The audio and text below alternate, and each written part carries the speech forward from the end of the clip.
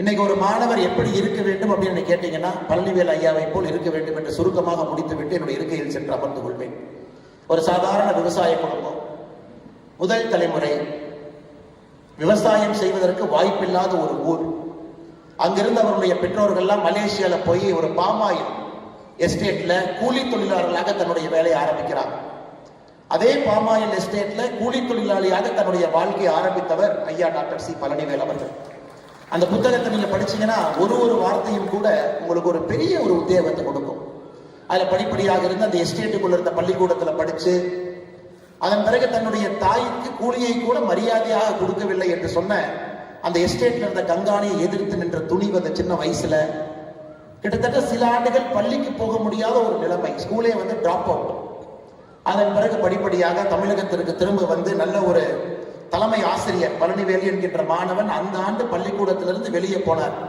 அதனால எந்த சர்டிபிகேட்டையும் பார்க்காம அதே பழனிவேல் என்கின்ற பெயர் இருக்கக்கூடிய இவரை அந்த மாணவனுக்கு பதிலாக அந்த பள்ளிக்கூடத்தில் அட்மிஷனை கொடுத்து படிப்படியாக வளர்ந்து சென்னையில ஒரு தமிழகத்தினுடைய தலை சிறந்த மருத்துவக் கல்லூரி எல்லா இடத்திலும் படித்து சேலத்தில் ஒரு மருத்துவமனையை ஆரம்பிக்க வேண்டும் என்கின்ற உத்வேகம் அவருக்கு இருந்தும் கூட மறுபடியும் மேற்படிப்புக்கு செல்ல வேண்டும் என்று படித்து முடித்துவிட்டு நம்முடைய கோயம்புத்தூர்ல தன்னுடைய மருத்துவமனையை இங்கே கொண்டு வர வேண்டும் என்று இந்த துறையினுடைய ஒரு தலை சிறந்த நிபுணராக இன்னைக்கு எனக்கு கிட்டத்தட்ட 2011 எனக்கு ஒரு அறுவை சிகிச்சை செய்தார். போலீஸ் ட்ரைனிங்ல இருந்து வந்து அவர்கிட்ட அறுவை சிகிச்சை செய்து கொண்டு போனேன். அப்போ all India institute of medical சயின்ஸ்ல டாக்டர் ஒரு குழு நம்மளை பரிசீலனை பண்ணுவாங்க, சரியா மருத்துவம் கொடுத்துருக்காங்களான்னு பார்ப்பாங்க. பார்த்தா தான் ட்ரைனிங் கண்டினியூ பண்ண முடியும். அப்போ என் ஃபைலை கொண்டு போய் நான் கொடுத்தேன். எய்ம்ஸ் டாக்டர்ல உட்காந்துருந்தாங்க. அவங்க செக் பண்ணிட்டு ட்ரைனிங் உடனே போகணுமா இல்லை 6 மாசம் டிலே பண்ணுமாங்கிற முடிவு எடுப்பாங்க. பார்த்தாங்க, யார் சர்ஜரி பண்ணாங்கன்னு பார்த்தாங்க. டாக்டர் சி பழனிவேலுங்கிற பேர் இருந்துச்சு. அதுக்கப்புறம் அந்த ஃபைலை அவங்க தொடர்ந்து பார்க்கவே இல்லை.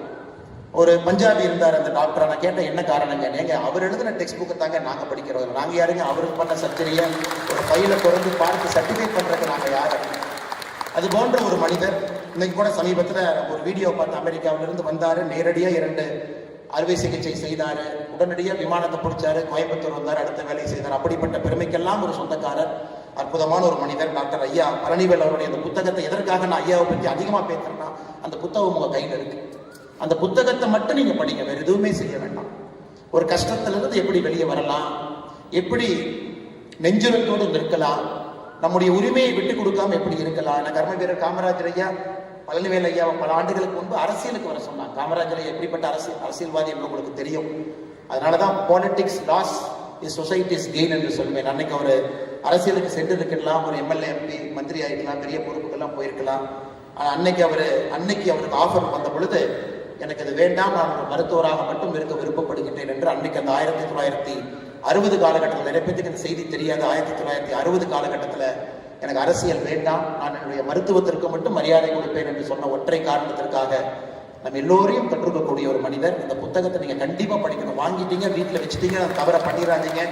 அந்த புத்தகத்தை நான் 3 முறை படித்து விட்டேன். அடிக்கடி படிப்பேன், அடிக்கடி அந்த புத்தகத்திலிருந்து ரெஃபரன்ஸ் எடுப்பேன் கோட் பண்றதுக்காக. அதற்காகத்தான் இதை நான் சொல்லுகின்றேன் அருமை சொந்தங்கள். அதே போல முன்னாள் வட்டாட்சியராக கோயம்புத்தூர் பகுதியினுடைய வளர்ச்சிக்கு உறுதுணையாக இருந்தவர். கிட்டத்தட்ட எனக்கு ஒரு 10-12 ஆண்டுகளாக பழக்கம் இருக்கக்கூடிய ஒரு மனிதர். அதிகாரம் இருந்த பொழுதும் அப்படியே, அதிகாரம் இல்லாத பொழுதும் அப்படியே இருக்கக்கூடிய கோவை கொங்கு நண்பர்கள் சங்கத்தினுடைய செயலராக இருக்கக்கூடிய ஐயா சுப்பிரமணியம் அவர்களுக்கும் இந்த நேரத்தில் என் நெஞ்சார்ந்த வாழ்த்துக்களை, வணக்கங்களை, நன்றிகளை தெரிவித்துக் கொள்வதனுடைய கடமையாக நான் கருதுகின்றேன். அதே மேடையின் மீது அமைதியா பின்னாடி இருக்கையில 3 பேர் இருக்கிறாங்க. ஆர்பி யமஹாவனுடைய தலைவராக இருக்கக்கூடிய ஐயா பாண்டியன் அவர்கள் அக்ரிகல்ச்சர் யூனிவர்சிட்டியில படித்தவர். நிறைய வாய்ப்புகள் அவருக்கு இருந்து கூட ஒரு யமஹா ஷோரூம் இங்கே ஆரம்பித்து பல தொழில்களை ஆரம்பித்து எப்பொழுதும் கூட ரொம்ப நான் எப்பவுமே பார்ப்பேன், ஜாதகத்தின் மீது நம்பிக்கை இல்லை. ஏன் நம்பிக்கை இல்லைன்னா, உழைப்பு மட்டும்தாங்க, உழைச்சா யார் வேணாலும் ஜெயிக்கலாம், எதுக்கு ஜாதகம் பார்க்குறீங்கன்னு யாராவது ஜாதகத்தை எடுத்துட்டு போனா கூட அதை பிடுங்கி வைக்கக்கூடிய ஒரு ஆள். அப்படி உழைப்பை மட்டும் நம்பி இவ்வளவு தூரம் ஐயா வந்திருக்கின்றார்கள். ஐயா ஆர்பி பாண்டியன் ஐயா அவர்களுக்கும் என்னுடைய மரியாதை கலந்த வணக்கத்தை, வாழ்த்துக்களை தெரிவித்து, எல்லா கௌரவ தலைவர்கள், மேடையின் மீது இருக்கக்கூடிய எல்லா கௌரவ தலைவர்கள், பின்னருக்கையில் இருக்கக்கூடியவர்கள், நிர்வாகிகள், பொருளாளர்கள், நிர்வாக உறுப்பினர்கள் எல்லோருக்கும் என்னுடைய மறுபடியும் வணக்கத்தை தெரிவித்துக் கொள்கின்றேன். அருமை சொந்தங்களை எதற்கு எடுத்துகிற 10 நிமிஷத்துக்கு எடுத்துக்கிட்டேன் அப்படின்னாங்க, இவர்கள் எல்லோரும் பாடம் படிக்க வேண்டியவர்கள் என்று சொல்வதற்காக. நம்ம யாரையோ இப்போ எங்கெங்கேயோ தொலாம், ஒரு பெரிய ஒரு தலைவருடைய பெயரை சொல்லும் பொழுது நமக்கு ரொம்ப ஃபேன்சியா இருக்கும். அவங்க ஜெயிச்சுட்டாங்க, அவங்க வாழ்க்கையிலிருந்து கத்துக்கலாம். ஆனா நம்ம கிட்ட ஆடம்பரமே இல்லாம சாதாரணமா ஒரு வாழ்க்கை வாழக்கூடியவங்களை பெரும்பாலும் நாம் நிறைய நேரத்துல ஏறெடுத்து கூட பார்ப்பதில்லை. அதனால் இங்க இருக்கக்கூடிய தலைவர்களாக இருக்கட்டும், முன்னறிக்கையில் பெரிய நிபுணர்கள் இருக்கிறாங்க, தொழில்துறையில சாதனை பிடித்தவர்கள். வருங்காலத்தில் அவர்களும் இந்த மேடைக்கு வருவாங்க. பெரிய மருத்துவர்கள், டாக்டர்ஸ், ஆர்த்தோபெடிக் சர்ஜன்ஸ் இருக்கிறாங்க. சொந்தமாக மருத்துவம் நடத்தும் அரசு வேலையில் இருந்தவங்க விட்டுட்டு வந்து சொந்த மருத்துவமனை நடத்தி ஏழை எளிய மக்களுக்கு மருத்துவம் கொடுப்பவங்க. எக்ஸ்ட்ரீம்லி ஃபைனஸ்ட் சார்ட்டர்ட் அக்கௌண்டன்ட்ஸ், இந்த கொங்கு பகுதியினுடைய தலை சிறந்த ஆடிட்டர்ஸ் உட்கார்ந்து இருக்கிறாங்க. நிறைய தொழில் முனைவோர்கள், விவசாய பெருமக்கள், இயற்கை விவசாயிகள், வேளாண் விவசாயிகள் எல்லாம் இங்க இருக்கிறாங்க.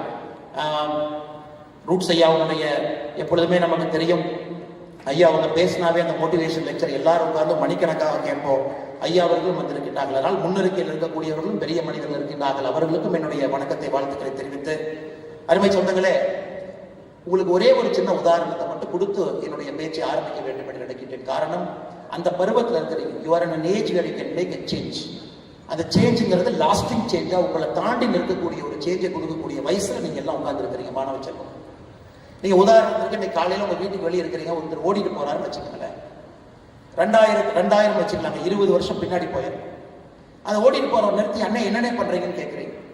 அவர் சொல்றாரு, தம்பி நான் சின்ன ஆள் தான், இப்ப ஒரு 4-5 கம்பெனி ஆரம்பிக்கலாம்னு இருக்கிறேன் அப்படிங்கிறார்.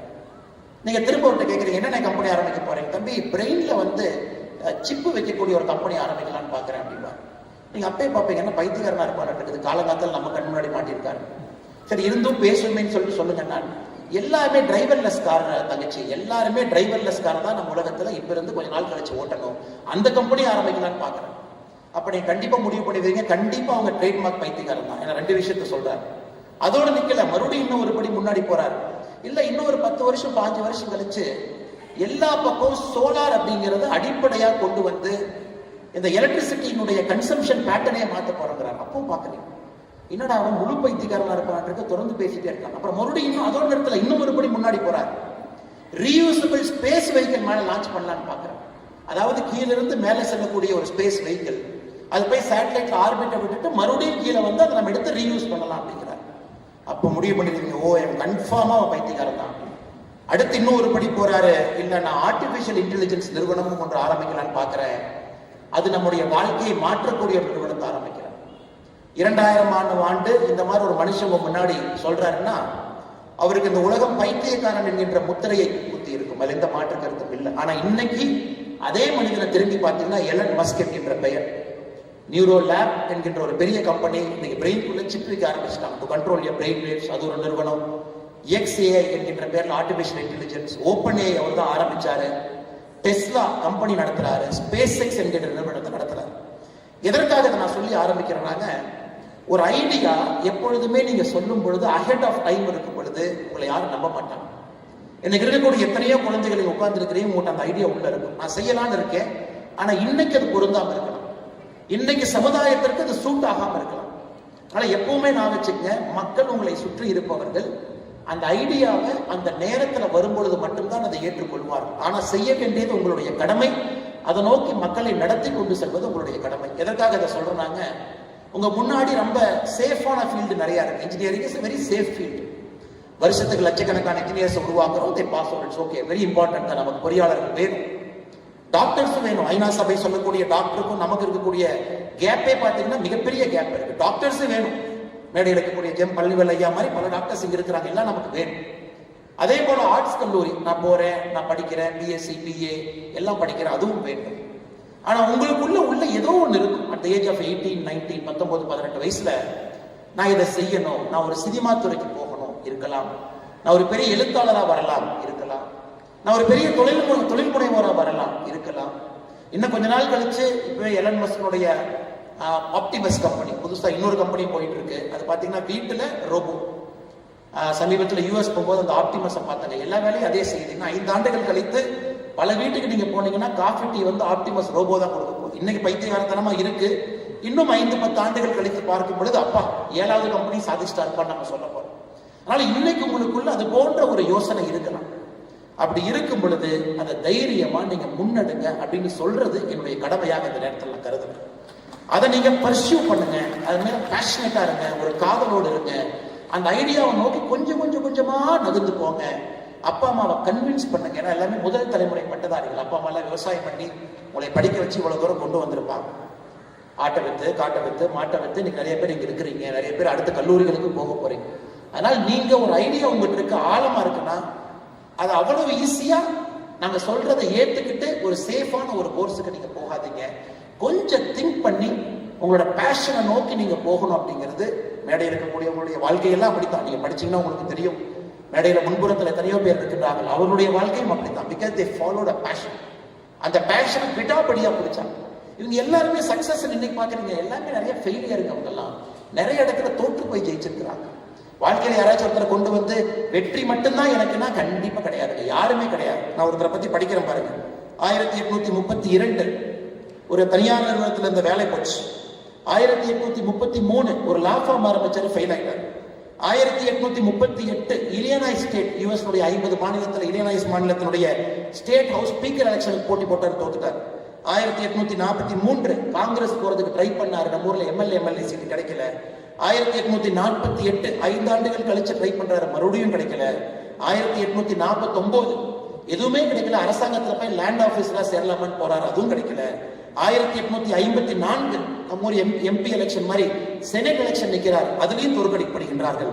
1856 துணை ஜனாதிபதி தேர்தலுக்கு போட்டியிறார் அமெரிக்காவில், அதிலும் தோற்கடிக்கப்படுகின்றார்கள். 1858 எது வேண்டாம் மறுபடியும் செனட் எலெக்ஷன் எம்பி எலெக்ஷனுக்கு வர்றாரு, அதிலும் தோற்கடிக்கப்படுகின்றார். அந்த மனுஷன் ஜெயிச்ச ஒரே ஒரு எலெக்ஷன் 1860 அமெரிக்காவுடைய ஜனாதிபதி, ஒரே ஒரு எலெக்ஷன் அமெரிக்காவுடைய ஜனாதிபதி மட்டும்தான் ஜெயிச்சார். அவருடைய பேர் அப்ரஹாம் லிங்கன். சிலைவரியை முடிச்சாரு. 1861 சிவில் ரைட்ஸ் ஆக்டை கொண்டு வந்தாரு. அமெரிக்காவுடைய தன்மையை முகத்தையே மாத்திட்டு போயிட்டார். அதனால நீங்க நிறைய நேரம் நினைச்சுக்கணும், இந்த வெற்றியாளர்கள் அப்படின்னு நீங்க புத்தகத்துல படிக்கிறதெல்லாம் அவங்க கண்டென்ஸ் பண்ணி தன்னுடைய வெற்றியை மட்டும் சொல்லியிருப்பாங்க. ஏன்னா தோல்வியை சொல்வதற்கு அந்த புத்தகத்துல பேஜ் இல்லை.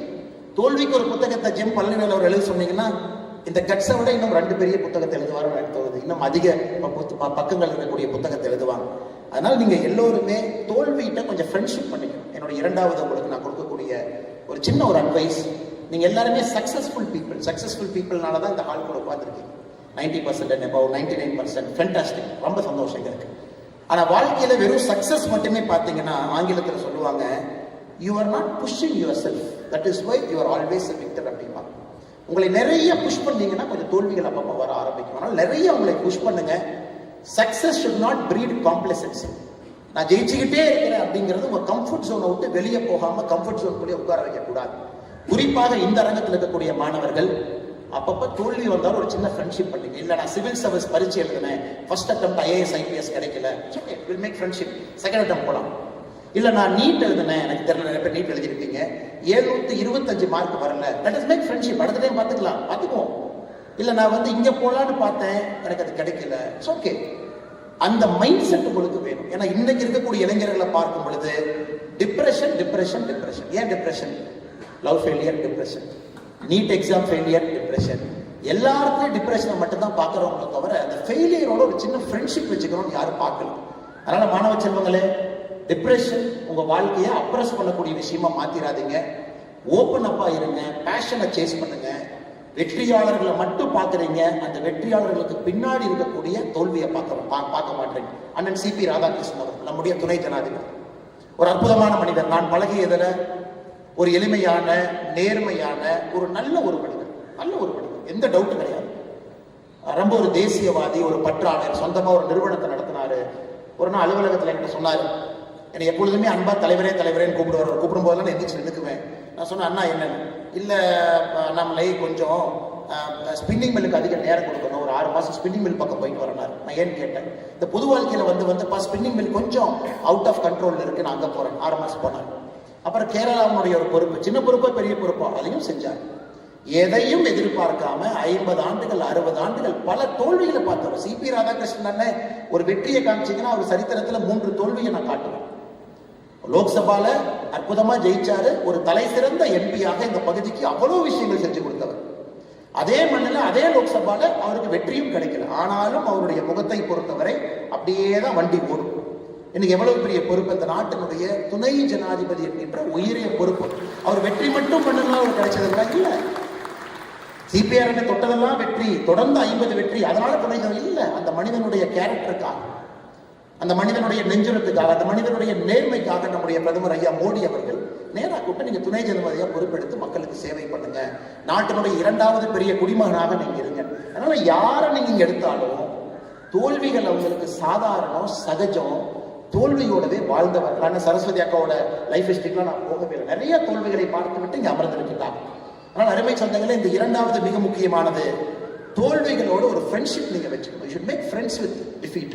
அது இல்லைன்னா நீங்க டிப்ரெஷனுக்குள்ள போயிடுவீங்க, நீங்க திரும்ப எய்மே பண்ண மாட்டீங்க, திரும்ப அச்சீவ் பண்றதுக்கு போக மாட்டீங்க. அதுவும் என்னுடைய அன்பான வேண்டுகோளாக நீங்க எடுத்துக்கொள்ள வேண்டும். நேற்று நீங்க பார்த்திருப்பீங்க, ஜூலை 18, 2026 பிரதமர் பேசினாங்க. ஸ்டேஜ்ல பாத்தீங்கன்னா ISRO சேர்மன் நாராயண சார் இருக்கிறாங்க. ஒரு 2 சின்ன பசங்க மாதிரி 2 பேர் இருந்தாங்க. டிவி பாத்தீங்களான்னு தெரியல. அந்த ஒரு சின்ன தம்பி வந்து போன்ல பிரதமர்கிட்ட பேசுறாரு, லவுட் ஸ்பீக்கர் போட்டு மைக்ல நம்ம எல்லாம் கேட்கிறோம். நேற்று என்ன சரித்திரம், இந்தியாவுடைய சரித்திரம் நேற்று எப்படி மாற்றி எழுதப்பட்டது? நேற்று இந்தியாவுடைய சரித்திரம் எப்படி மாற்றி எழுதப்பட்டதுன்னா, 2 பசங்க, பவன்குமார் சந்தனா, நாகா பாரத் தாக்கா, ஹைதராபாத்ல இருக்கக்கூடிய ஒரு நிறுவனம் ஸ்கை ரூட் ஏரோஸ்பேஸ், இந்தியாவுடைய ஃபர்ஸ்ட் இந்தியாவில் உருவாக்கிய ஒரு பிரைவேட் ஸ்பேஸ் ஷிப்பை நேற்று நாம லான்ச் பண்ணியிருக்கோம். கவர்மெண்ட் அதுக்கு சம்பந்தம் இல்லைங்க. லான்ச் பேட் மட்டும்தான் ISRO, லான்ச் பேட் மட்டும்தான் ஸ்ரீஹரிகோட்டா.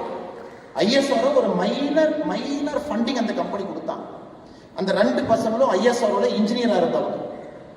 8 ஆண்டுகளுக்கு முன்பு ISROல இருந்து வெளியே போய், ஏன் நம்ம சொந்தமா ஒரு கம்பெனி ஆரம்பிக்க கூடாது? 2000 எப்படி எலன் மஸ்க் நான் சொந்தமா ஒரு கம்பெனி ஆரம்பிப்பேன், ஸ்பேஸ் எக்ஸ் மாதிரி ஆரம்பிப்பேன்னு சொன்னவங்களை 2016 இந்த 2 பசங்களும் அதை ஆரம்பித்து படிப்படியா இவங்களே போய் 4 பேருக்கு அந்த ஐடியாவை கொடுத்து பணம் வாங்கி பிரைவேட் ஸ்பேஸ் ஷிப்பை பில்ட் பண்ணி, இந்தியாவை பொறுத்த வரைக்கும் பார்த்தீங்கன்னா PSLV GSLV இருக்கும். இவங்களே பிரைவேட்டா பில்ட் பண்ணி அதுக்குள்ள 4 பிரைவேட் காரங்களோட சேட்டலைட்டை லோட் பண்ணி நேற்று ஸ்ரீஹரிகோட்டால வந்து லான்ச் பண்ணி சக்சஸ் ஆச்சு. அதற்கு பிரதமர் கூப்பிட்டு பாராட்டுறாரு. அந்த 2 பசங்களுக்கும் மேடையில் மீது இந்த நாட்டினுடைய பிரதமருடைய வார்த்தை பாருங்க, இந்த நாட்டினுடைய ஸ்பேஸ் எக்ஸ்ப்ளோரேஷனை பொறுத்த வரைக்கும், விண்வெளிக்கு செல்வதை பொறுத்தவரை இது ஒரு மைல்கல்ங்கிற வார்த்தையை பிரதமர் பயன்படுத்துறாங்க. ஏன்னா கிட்டத்தட்ட 46 ஆண்டுகளுக்கு முன்பு, 46 ஆண்டுகளுக்கு முன்பு, நேற்று 2026 46 ஆண்டு முன்னாடி போட்டீங்கன்னா 1980 இதே தேதி ஜூலை 18 தான் நம்முடைய ஃபர்ஸ்ட் ராக்கெட் SLV-3 ஸ்ரீஹரிகோட்டால இருந்து இந்தியன் ராக்கெட் வெற்றிகரமாக சோதனையை தாண்டி மேல போச்சு. 46 ஆண்டுகளுக்கு முன்பு அரசு செஞ்சிச்சு. 46 ஆண்டுகள் கழிச்சு 2 பிரைவேட் சிட்டிசன்ஸ் பண்ணிருக்கோம். அப்ப எவ்வளவு தெரிஞ்சிருக்கும்? மெட்டீரியல் சயின்ஸ் இன்ஜினியரிங் தெரிஞ்சிருக்கணும், ஏரோடைனமிக்ஸ், ஹைட்ரோடைனமிக்ஸ், இவ்வளவு விஷயங்கள் தெரிஞ்சிருக்கணும், பார்ட்டிகல் பிசிக்ஸ் தெரிஞ்சிருக்கணும். அது எல்லாம் அரசுகிட்ட இருக்கும். ஏன்னா 1000 இன்ஜினியர்ஸ் இருப்பாங்க ISROல, ஒருத்தரும் ஒரு வேலையை செய்வாங்க, கம்பைன் பண்ணி செய்யலாம். ஆனா 2 பசங்க 8 வருஷத்துல ஒரு நிறுவனத்தை ஆரம்பித்து இவ்வளவு விஷயங்களை சரி செய்து சக்சஸ்ஃபுல்லா லான்ச் பண்ணிருக்காங்க. சாதாரண நிகழ்வு. அதுவும் உங்களுக்கு ஒரு பாடம். ஒருவர் செய்ய முடியவில்லை என்றால் இதுவரை யாரும் செய்யலின்னு அர்த்தம் கிடையாதுங்க, யாரும் முயற்சி செய்யலின்னு அர்த்தம். ஸோ இந்தியாவில் இந்த பசங்க முயற்சி பண்ணாங்க. நேற்று ஜூலை 18, 2026 சொந்தமாக தனியார் நிறுவனம் ஒரு ஆனா ஃபர்ஸ்ட் லான்ச் பண்ண சக்சஸா 1979 ஆகஸ்ட் 10 அந்த ஃபர்ஸ்ட் சக்சஸ்க்கு முன்னாடி 1 வருஷம் முன்னாடி போனீங்கன்னா SLV-3 கிளம்பிச்சு. எல்லாரும் உட்காந்து பார்த்தா தான் இந்தியாவோட ஃபர்ஸ்ட் ராக்கெட். எல்லாரும் உட்காந்து பார்த்தோம். 317 செகண்ட் தாண்டி ராக்கெட் என்ன வேகத்துல மேல போச்சோ அதே வேகத்துல கீழே வந்துருச்சு. அது ஃபெயிலியர். அப்ப ப்ரொஃபசர் சதீஷ் தவன், APJ அப்துல் கலாம் ஐயா மிஷன் ஹெட்டா இருக்கிறாங்க. பத்திரிகை நண்பர்கள் கேட்கிறாங்க, என்னங்க சுதந்திரம் கிடைச்சு இத்தனை வருஷம் ஆச்சு, 1979 இன்னும் பிரிட்டிஷ்காரன் சொல்லுவீங்களா? 32 வருஷம் ஆச்சு சுதந்திரம் கிடைச்சு, ஏன் ஃபெயிலியர்? சதீஷ் தவன் கலாம் அவர்கள் புத்தகத்தில் எழுதுறாங்க, எனக்கு லைட்டா அப்படியே ஒரு சின்ன பயம். ஏன்னா நான் தான் மிஷன் ஹெட், அப்ப நான் தான் பொறுப்பேற்றுக்கணும். அப்ப ISRO தலைவராக இருக்கக்கூடிய சதீஷ் தவன் அவர் கை நீட்டி சொல்றாரு, இவங்க இல்லைங்க, நான் தான் பொறுப்பு, நான் தான் ISRO தலைவர், அடுத்தது நான் சக்சஸ் பண்ணி காட்டுறேன். கலாம் ஐயாவை பேசவே இல்லை, ப்ரொடெக்ட் பண்றாரு. அதே கலாம் தன்னுடைய புத்தகத்தில் எழுதுறாரு. நம்ம இந்த ஃபெயிலியரை பார்க்கும் பொழுதெல்லாம் நம்ம மேல ஒரு மென்டார் இருக்கும் பொழுது வாழ்க்கை ரொம்ப சுவையாக இருக்கும் அப்படிங்கிறார். அதனால உங்களுக்கு 3வது, உங்களுக்கு ஒரு மென்டார் நீங்க வச்சுக்கணும்.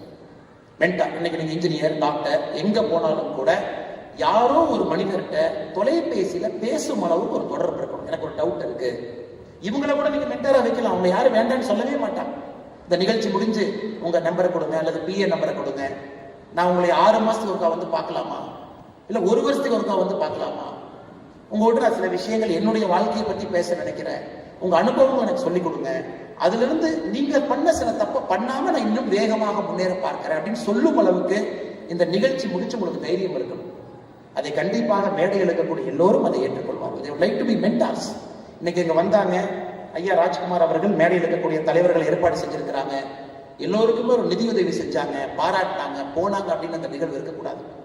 இவ்வளவு உயரம் வந்தவர்கள் உங்களை பிடித்து இன்னும் இதை விட உயரத்திற்கு தூக்கி விடுவதற்காகத்தான் அந்த தலைவர்கள் இருக்கின்றார்கள் என்பதை நீங்கள் மறந்துவிடக்கூடாது. அருமை சொன்னாங்க, எப்படி ஏபிஜே அப்துல் கலாம் ஐயாவுக்கு ஒரு ப்ரொஃபசர் சதீஷ் தவன் கிடைச்சாங்களோ அதே போல உங்களுக்கு இங்க இருக்கக்கூடிய எல்லோரையும் நீங்க பார்க்கலாம், சந்திக்கலாம். நான் ஆடிட்டிங் போனோம், ஐயா உட்கார்ந்து இருக்கிறாங்க. நான் மருத்துவர் ஆகணும், நிறைய மருத்துவர்கள் இங்க இருக்கிறாங்க. ஆயுர்வேதா போகணும், அங்க ஒரு நண்பர் இருக்கிறாங்க. பிசினஸ் பண்ணணும், இங்க இருக்கிறாங்க. கார்டு கொடுப்பீங்களா, நம்பர் கொடுப்பீங்களா, உங்களுக்கு நான் பேசுவேன். இல்லாட்டி இந்த மென்டார்ஷிப் உங்களுக்கு எங்க கிடைக்கும்னு யோசிச்சு பாருங்க. நீங்க கல்லூரிக்குள்ள போன பிறகு உங்களுக்கு நிறைய நண்பர்கள் இருப்பாங்க, மென்டார்ஸ் எங்க கிடைக்கும். அதனால என்னுடைய மூன்றாவது அன்பான வேண்டுகோள், மென்டார்ஸ் உங்க லைஃப்ல மிக மிக முக்கியம்.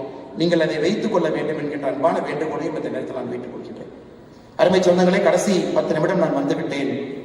உங்களுடைய தந்தை தாய், உங்களுடைய மூத்தவர்கள், வீட்டில் இருக்கக்கூடிய பெரியவங்க, தாத்தா பாட்டி, அப்பாரா பத்தா, அவங்களாம் பார்த்தீங்கன்னா இந்தியாங்கிற நாடு இருக்குமா, தாங்குமா, சுதந்திரத்திற்கு பிறகு இந்தியா ஒருமைப்பாடாக இருக்க முடியுமா அப்படிங்கிற காலகட்டத்தில் வாழ்ந்தவங்க. இந்தியாங்கிற நாடு இருக்குமா, சைனாவோட யுத்தம், பாகிஸ்தானோட யுத்தம், இந்த நாடு இருந்து விடுமா? ஏன்னா நமக்கு சுதந்திரம் கிடைத்த பொழுதே வின்ஸ்டன் சர்ச்சில் சொன்னார், India as a country is no more than a line and equator அப்படின்னாரு. இந்தியாவை பொறுத்த வரைக்கும் ஈக்குவேட்டர் ஒரு லைன் மாதிரி இந்தியா. இதெல்லாம் பிராக்மெண்ட் ஆகி சின்ன பின்னமாக போகுது. இத்தனை ஜாதிகள் இருக்கு, இத்தனை மொழிகள் பேசுறாங்க, இத்தனை டைலக்ட் இருக்கு, வட்டார வழக்கு மொழி இருக்கு. எப்படி இந்த நாடு ஒருங்கிணைப்பாக இருக்கும்? ஹவுஸ் ஆஃப் காமன்ஸ்ல வின்ஸ்டன் சர்ச்சில் நமக்கு சுதந்திரம் கிடைத்த பிறகு பேசுறாங்க. உங்க தாத்தாக்கள் அதையெல்லாம் பார்த்து இந்த நாட்டை கட்டுக்கோப்பாக காத்து இந்த நாட்டினுடைய வளர்ச்சிக்காக, அவங்க பேர் இப்ப சரித்திரத்திலே இருக்காது, அவங்க தாத்தா பேர் யாருக்குமே தெரியாது, உள்ளூர் 4 பேருக்கு தெரியலாம். ஆனா அவர்கள் தலையை கீழே போட்டு இந்த நாட்டினுடைய குடிமகனாக வேலை செய்ததற்காக இந்த நாடு ஒருங்கிணைப்பாக நீங்க இருக்கு. அடுத்து உங்களுடைய தந்தை தாய் அவங்கெல்லாம் வந்த காலகட்டத்தில் அந்த நாடு ஒருங்கிணைப்பாயிருச்சு. இந்த நாடு பொழைச்சுக்கும். ஆனா இந்த நாடு ஒரு 10ஓட 11 தான் இருக்க மாட்டிருக்கு. ஒரு 50வது நாடு, 80வது நாடு, 100வது நாடு தான் நம்ம இருக்க மாட்டிருக்கு. வேலைக்கு போனாவே RBI பேங்க், பிரைவேட் பேங்க் எல்லாம் கிடையவே கிடையாது. எம்ப்ளாய்மெண்ட் எக்ஸ்சேஞ்சில் போய் பதிவு பண்ணணும். வாய்ப்பே இல்லாம தந்தை தாய் அவர்களும் தலையை கீழே போட்டு வேலை செய்து நல்ல ஒரு வாழ்க்கையை உங்களுக்கு வடிவமைத்து கொடுத்து உங்களை இங்கே கொண்டு வந்து நிறுத்திட்டாங்க. நீங்க யோசிச்சு பாருங்க, உங்களுக்கு தாத்தாக்கு கிடைக்காத ஒரு இந்தியா உங்களுக்கு கிடைச்சிருக்கு. அப்பா அம்மாவுக்கு கிடைக்காத இந்தியா, அவங்களுடைய உருவாக்கி அவர்களுக்கு கிடைக்காத இந்தியா உங்களுக்கு கிடைச்சிருக்கு. அப்ப நீங்க ரிஸ்க் எடுக்கல, போல்டா இல்ல, இன்னும் தைரியமா நீங்க பணி செய்யல, இன்னும் அடுத்த கட்டம் நீங்க சிந்திக்கலினா உங்களுடைய வாழ்க்கைக்கு நீங்களே துரோகம் செய்து கொண்டிருக்கிறீர்கள். பெருசா திங்க் பண்ணுங்க, பிக்கா திங்க் பண்ணுங்க, போல்டா திங்க் பண்ணுங்க. இந்த இந்தியாவை பொறுத்தவரை இன்னைக்கு உலகத்தினுடைய 4வது பெரிய பொருளாதார நாடா வந்துட்டோம். 4வது பெரிய பொருளாதார நாடு. அப்படியே படிப்படியா வந்துட்டோம். அமெரிக்கா, சைனா அவங்க 2 பேரும் மேல இருக்காங்க. 3வது வந்து விடுவோம். அது ஒரு பெரிய விஷயம். நீங்க third also we will come very soon. we are touching. Germany, Japan 2 பேர் தான் 3-4 மாத்தி இருப்பாங்க. அதையும் ஓவர்டேக் பண்ணிட்டோம். ஸோ நீங்க காலேஜ் முடிக்கிறதுக்குள்ள, நீங்க மருத்துவராக இருந்தால் 5 வருஷம், இன்ஜினியரிங்கா இருந்தால் 4 வருஷம் முடிப்பதற்குள்ள உலகத்தினுடைய 3வது நாடாக வந்து விடுவோம். அமெரிக்கா இருக்கும், சைனா இருக்கும், இந்தியா இருக்கும். 3வது வந்துடும். தாத்தா காலத்துல உலகத்துல 60வது 65வது இருந்துச்சு. அப்பா காலத்துல 30லிருந்து 12க்கு வந்துச்சு. கடந்த 10 ஆண்டுகள்ல 12லிருந்து 4க்கு வந்துட்டோம். அதனால நீங்க பெருசா திங்க் பண்ணாம, அரைச்சமாவை தயவு செஞ்சு அரைக்காம புதுசா யோசிச்சு அதை இன்னும் சிறப்பா செய்து, டாக்டர்னா சாதாரண டாக்டர் இல்ல, நிபுணர் அப்படிங்கிற பேர். இன்ஜினியர்னா சாதாரண இன்ஜினியர் இல்ல, நிபுணர்ங்கிற பேர். நான் ப்ரொஃபஸரா போறேன், சாதாரண ப்ரொஃபஸர் இல்ல, நோபல் லாரேட் வரும் அளவுக்கு ரிசர்ச் செய்யக்கூடிய ப்ரொஃபஸர். ஒரு நிறுவனம் ஆரம்பிக்கிறேன், சாதாரண நிறுவனம் இல்ல, ராமராஜ் காட்டனை விட 10 மடங்கு வளரக்கூடிய நிறுவனம் அப்படின்னு வச்சாதான் அவங்களுக்கு சந்தோஷம். நீங்க வந்து நான் இன்னொரு ராமராஜ் காட்டனை உருவாக்க போறேன்னா, அவர் எதுவுமே இல்லாத காலத்துல ராமராஜ் காட்டனை உருவாக்கி நம்ம முன்பு பார்த்திருக்கிறார். ஆனா எனக்கு எல்லாம் இருக்கக்கூடிய காலத்துல நான் இன்னொரு ராமராஜ் காட்டன் என்று சொல்வதை விட அதை விட 10 மடங்கு வருவேன் என்று சொன்னால்தான் இங்க இருப்பவங்களும் பெருமை அடைவாங்க.